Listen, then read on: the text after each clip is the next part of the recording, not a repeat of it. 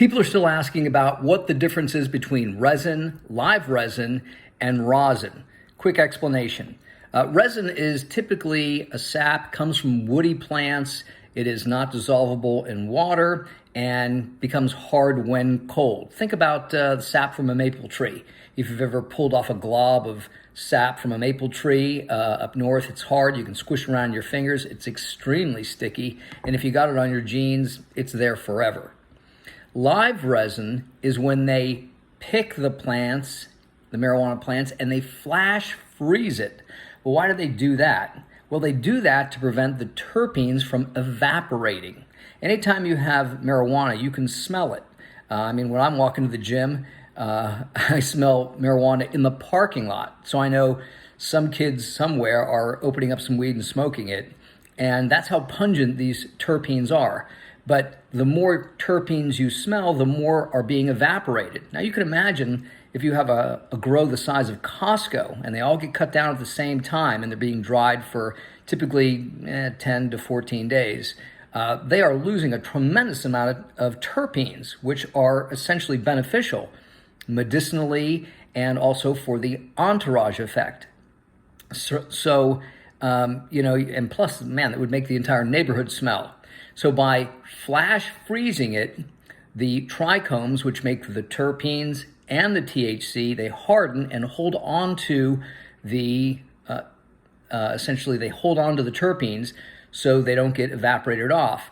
Now, my thoughts is I'd love to talk to somebody about this because these plants that are flash frozen would have to stay flash frozen. You couldn't just stick them in a room because once they thawed out, they would begin to give off or have the terpenes evaporated. So I'm guessing it's sort of a constant process of picking, flash freezing, storing, and then extracting.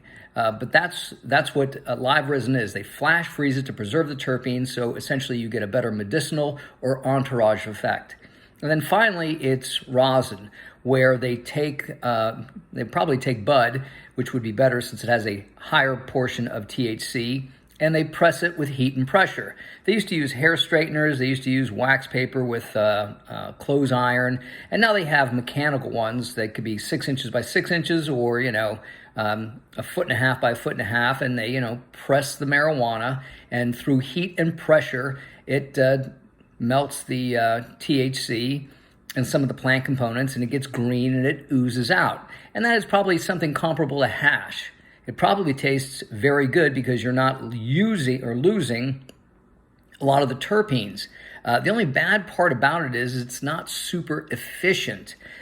So if I was going to be doing that, I would take the bud that was just pressed and I would save it and use that for either an alcohol extraction or a CO2 extraction in order to get the remaining THC and other compounds or components out.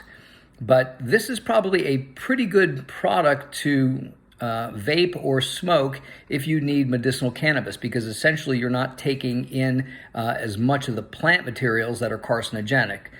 So again, it probably tastes very good.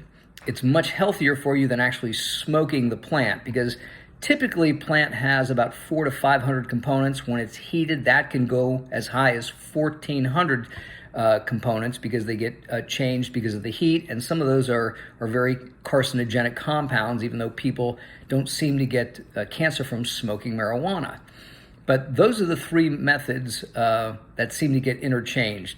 Resin, which is just a component of any or many plants.